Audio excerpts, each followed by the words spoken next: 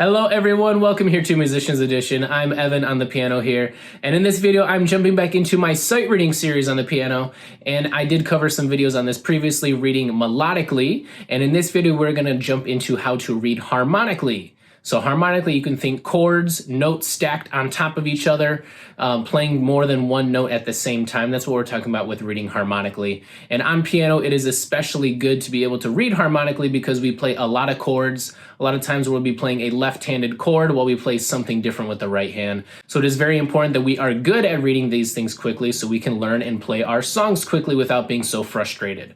So I'll be going into some tips to help us out with that in this video here.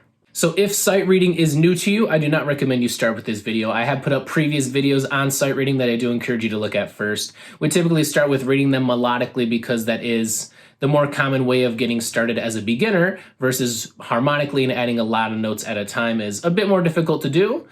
So I do recommend reading melodically first and making sure you're a bit more comfortable with that and the idea of sight reading before starting with this one here. But as a quick recap, intervals is what we're talking about here with this. Intervals of seconds and thirds. And so what that means is you're either going up or down one key at a time. And an interval is just the distance between two notes on the piano or with any instrument that you were playing. So you can look at this image here and you'll see that each interval gets a number. And so you can see numbers going from 1 up to 8, 8 being that full octave, jumping from a lower C up to a higher C. We got numbers for each of those in between here too. So if we were to play just the same note 2 times, like a C, and then pick your finger up and play the same C again, that's not a 0th interval, that's actually a first interval. And so you're not moving up or down by any note, but that is still our first interval. If we were to go from C to D, which is up that one key, we'd be playing a second interval. C to E, we're playing a third interval, and so on. We can play a 4th, 5th, 6th, 7th, and up to an 8th. We can't even go beyond that, but we're not going to come close to touching on that in this video here. And what we can go up with intervals, we can also go down. So we can go from C and go down to B, and that's also a second interval. We're just going down a second. We can go from C down to A, and that's down a third as opposed to up a third, which was C to E. So those gaps can be up or down. And we can think of it as, if we have our thumb on C, if you know your finger numbers on piano, this is 1, 2, 3, 4, 5. If we have our thumb on C and each finger gets its own key after that, whatever finger is playing is the number of that interval. So C to D, I'm playing my first and second fingers, so that's my second interval. C to E, I'm playing my third finger, that's a third. C to F, I'm playing my fourth finger, that's a fourth, and so on. So you can also incorporate black keys into this and with your intervals. We're not going to be touching on that today. We're not even going to be touching on a lot of these higher numbers you do see in this picture. It's just going to be seconds and thirds to get us going here. So again, we can play these harmonically or melodically. Melodically is one note after each other. Harmonically is playing them at the same time. So as I did cover melodically previously, we're going to be doing harmonically in this video here. So harmonic intervals are how chords are created. And so it's going to be great to know your common chords to be able to help out with reading these things. If you're not familiar with those, I do have videos up on chords, and I do encourage you to look into that because chords are such a big piece of being a piano player. If you are familiar with your chords, it does make reading harmonically easier because a lot of what we're playing is going to be chords, and so that's going to be mostly playing those third intervals, but we're also going to look at some other ones as well too here. So the main idea here is I'm going to help you get away from reading individual notes on the piano, which is what I did do in my previous video on melodically sight reading. So if you are familiar with that idea, we're just applying that over to harmonics. If this is something new for you, what we're doing is getting away from reading F, A, or whatever acronyms you're going to be using to name every single note that you see, but just reading the notes that we need to, which is going to be maybe just that root note or the first note in this piece, and the rest is just gaps. Am I going up 1? Am I going down 2? Up 2? Whatever it is. And so that's going to help us get through these a lot quicker. If this is something brand new to you, it might seem like a lot at first, but I promise it is really easy. This is how I read pieces and I'm able to get them really quickly, and how most proficient sight readers do go through this. Just reading those gaps, thinking of numbers, how much am I moving my fingers up or down, instead of going through those acronyms and paying attention to each individual note name.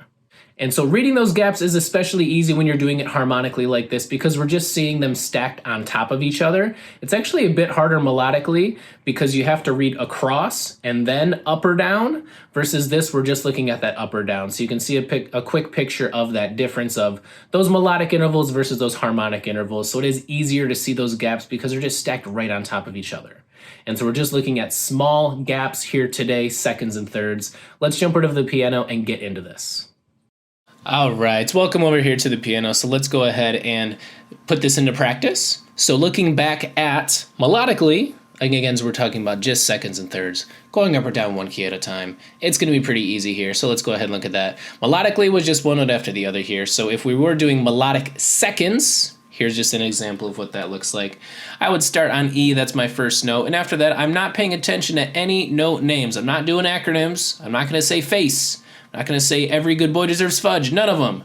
I'm going to do an E. Then I'm going to say, hey, I'm going up one note. That's a second going up. One note there. Then I'm going up another second there. Ooh, now I'm going down a second there. If I did see the note names, it would be E, F, G, F. But while I'm reading this, I'm not thinking of that. I'm thinking of, ooh, that first note I do need to name as an E, and then, oh, up one, down one, which is those seconds. And next, melodic thirds, just to go ahead and look at those as well too. These I'm just skipping one note in between. And so if I do name that first one, I'm gonna go E. Again, I'm not thinking of those acronyms. I'm just thinking, hey, that's a third. I'm gonna skip a note. That's another third. I'm gonna skip one note. And that's another third back down. Go back to where we were. And so if you do wanna see those note names, just to make sure you did play it correctly, I did E, G, B, G. All those thirds, I'm just skipping a note in between. So instead of F, I'm jumping up to G. Instead of A, I'm jumping up to B. And those are the three notes I played. E, G, B, G. So harmonic intervals, some examples here. You can see I've got E on the bottom here.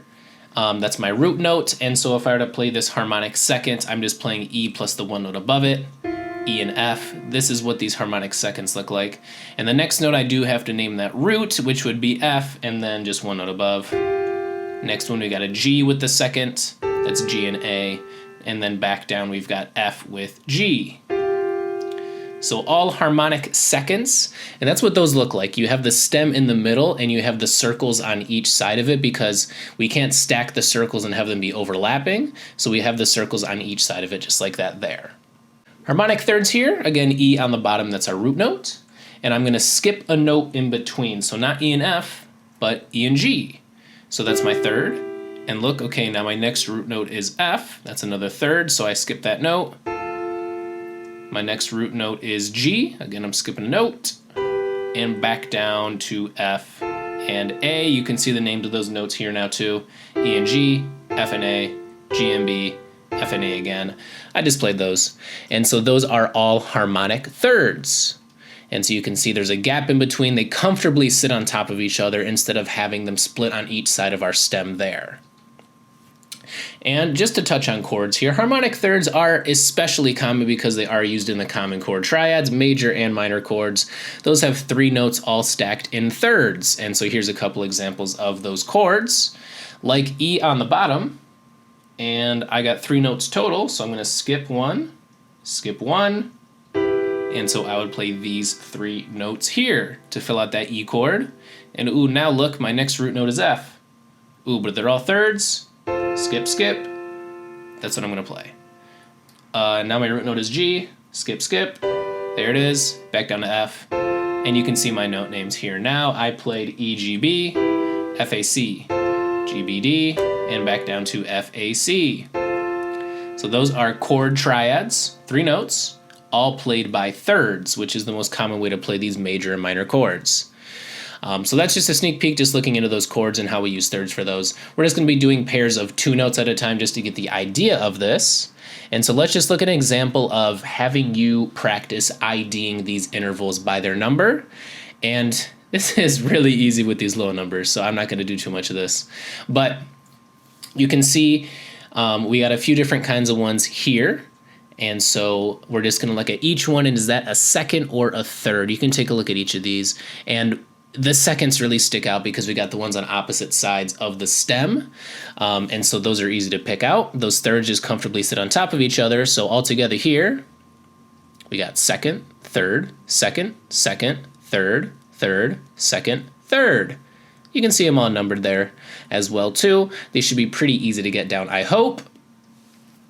And just so you can see what a second looks like without that little stem, here's an example of a whole note with a second interval there. There's no stem to split it down the middle, but it's the same kind of an idea where they're a bit diagonal of each other. And now let's just do a playing exercise to wrap this up here. In these ones, we will read the first root note, and that is the only note name we will read using your acronyms or whatever it is you use to read those note names. Everything after will be a number or a gap. We will read harmonically to the note above the root note, and then that is thinking second or third intervals, up one or two notes. And to read the next pair, we're just going to look at the next root note and compare it to our first or prior root note and say, hey, is that going up by a second or a third? All these root notes are going to be going up by a second or a third, so we're kind of combining reading melodically and harmonically across and just up and down here, which I hope is not going to be too complicated. I think it is pretty simple once you get the idea of it. If this all is a bit new to you, it will just take you a little bit of practice, but I promise this is definitely going to be easier to do once you get the idea of it. So let's go ahead and get into this, and you'll see how easy it can be. So our first set, we're going to practice with the right hand on that treble clef. So we just need to name this first note. That first root note is a B. All right, here's a B. And now I'm just thinking, hey, is that a second? Is that a third? This first one is a second. So there's my B with its second above it. And then to get my next root note, I'm not going to name it. I will not do it. Do not pull out those acronyms. I'm just saying, hey, my next root note is up a second. And now this is a pairing of a third. So I'm playing this root note plus its third above it. And now we're on this third pairing here. The next root note is down a third. So I'm going to slide my thumb down two, and this is also a pairing of a third right here. I'm on the fourth one, the last one of this bar here. My root note is down a third again. And this one's a pairing of a second. So there it is. This next one, the root note is up a second. I'm sticking with that second interval. Next one, the root note is up a third, and it is playing a third. Next one, the root note is down a third, playing a third. Root note is now up a second and playing a second. And that is everything there. And here's some writing to go along with this so you can kind of see how I'm processing this. I'm reading that first root note, which was a B, and I'm reading that I'm playing a second, which I obviously know is a C, but I don't even have to think about that. I'm just thinking, okay, that's a second. I'm going to play the one note above B. And then I'm looking at my next root note. It went up by a second, so I slide my thumb over one, and I see that I'm playing a gap of a third. So together that is C and E. I see my next root note is down a third, and I'm sticking with that third gap. I see my next root note is down a third, and now I'm playing a second, and so on. That's how I read through all of these. So we're going to finish up. Let's just give the left hand some practice as well too. So for this left hand, same idea. I'm just reading this first root note, and that is it. No more acronyms after that. So that first root note is a D. So I'm going to play this D, and I'm going to say, hey, I'm playing it with the second. So there's my second, D with the note above it. My next root note is up a second, and I'm playing it as a third. My next root note is down a second, sticking with a third. Next root note is down a second, sticking with a third. Next root note is up a second, and I'm playing a second. Next root note is in the same spot, but now I'm playing a third. Next root note is down a third, and I'm playing a second. Next root note is up a second, and I'm playing a second. And one more time with the writing on it, you can see how I'm looking at these. I started with a D, playing it as a second. I see with the number on the bottom, that's the root note jumps. My root note jumped up a second, so I slide my pinky over one, or whatever finger you're using for this. And so my pinky goes to E, and I'm playing this as a third. That's E and G. I look down at my number at the bottom here. I'm going down a second for my root note while I am playing a third, and so on and so on. That's how I'm looking at this I'm first looking at the root note, how much is that moving, and then the pairing of the notes there. So root note moved by a second or a third up or down, which is just one or two keys up or down, and then I'm looking at the pairing of what I'm doing together there, which was just a second or a third. So I hope this is enough for you guys to get the idea of this. I will definitely put up future videos practicing more of this, and we can look at some songs that use these same kind of ideas here too. We'll also be practicing jumping up to fifths to see if we can do that as well too. But that is the general idea of this. Just read those gaps. I'm only doing those root notes, naming them with my acronyms when I absolutely need to. After that, I can really quickly go by just thinking of gaps or intervals and not having to count all those lines of E, G, B, D, F, or face, whatever it was, doing it that way. It's much slower when you think of it that way versus just, hey, gaps, gaps, gaps, gaps, gaps. I can get through it much quicker. So thank you for joining me in this video on reading harmonically, seconds, and thirds. I hope this is a great introduction in progressing with your sight reading and reading those harmonic intervals on the piano. Do stay tuned to future videos as we'll be going up to fifths and even beyond that in future videos to really help out with your sight reading.